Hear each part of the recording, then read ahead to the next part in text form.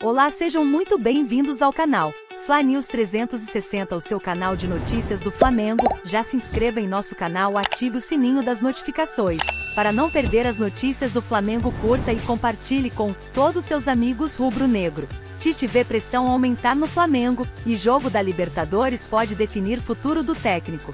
Torcedores picharam o muro da Gávea com recado de fora Tite após derrota para o Grêmio. O Flamengo se complicou na Libertadores da América depois da derrota por 1-0 para o Peñarol do Uruguai, na última quinta-feira 19. Além disso, no domingo 22, o Fla perdeu a 27ª rodada do Brasileirão por 3-2 para o Grêmio. Com isso, Tite vê a pressão aumentar no clube.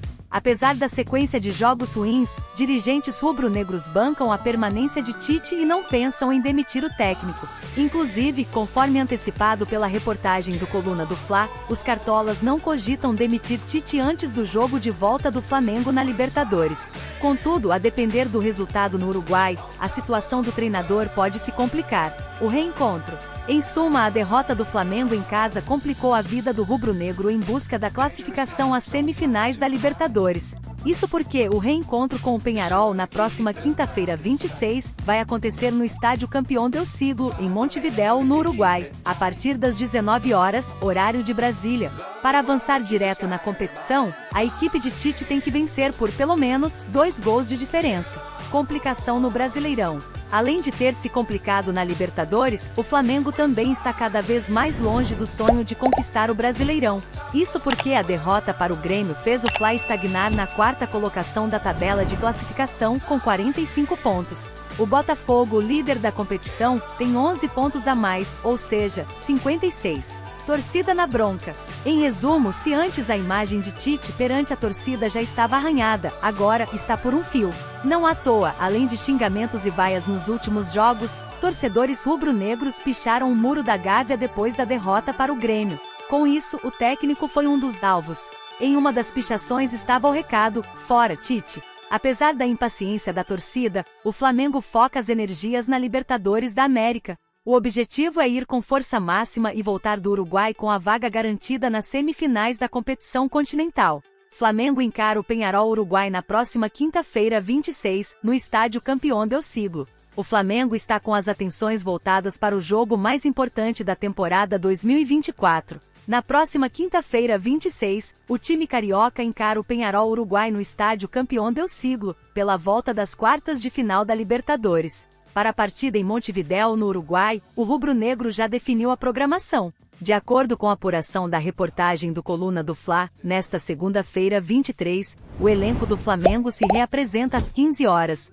horário de Brasília. Visando o duelo com o Peñarol, Tite comandará 2 dias de treinos no CT Ninho do Urubu. Além disso, logo após as atividades de terça 24, a delegação rubro-negra embarca para o Uruguai, onde finaliza a preparação na quarta 25. Veja cronograma do Flamengo.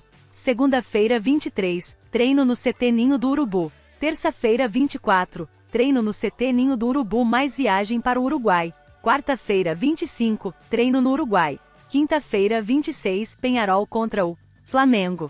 Flamengo precisa reverter placar. Após perder de 1-0 no Maracanã, o Flamengo visita o Peñarol com uma missão: vencer por 2 ou mais gols de diferença. Sendo assim, as equipes medem forças às 19 horas, horário de Brasília, de quinta-feira 26. Além disso, vale mencionar que qualquer empate no placar agregado leva a decisão para os pênaltis. Carlinhos, do Flamengo, sofre injúria racial de 2 torcedores do Grêmio. Jogador foi chamado de macaquinho 2 vezes na saída de campo após expulsão. Na saída do campo, após receber cartão vermelho no jogo contra o Grêmio, o atacante Carlinhos, do Flamengo, foi alvo de injúria racial de 2 torcedores do tricolor próximo do túnel de acesso aos vestiários da Arena do Grêmio. Na ocasião, o jogador foi chamado 2 vezes de macaquinho. Procurada pelo lance, a assessoria de imprensa do Grêmio informou que o clube só irá se manifestar nesta segunda-feira 23. Assista ao momento dos xingamentos no player acima.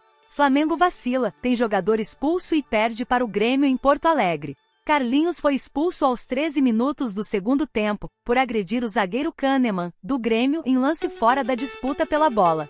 Para completar, o atacante ainda deu um soco na cabine do VAR, ao deixar o campo. Na saída de campo, após ter sido expulso e socar a cabine do árbitro de vídeo, o atacante foi ofendido por 2 torcedores. Um homem usou de palavras de baixo calão, e em seguida chamou Carlinhos de macaquinho. A mesma injúria racial foi repetida imediatamente por uma torcedora. O Flamengo se posicionou sobre o caso.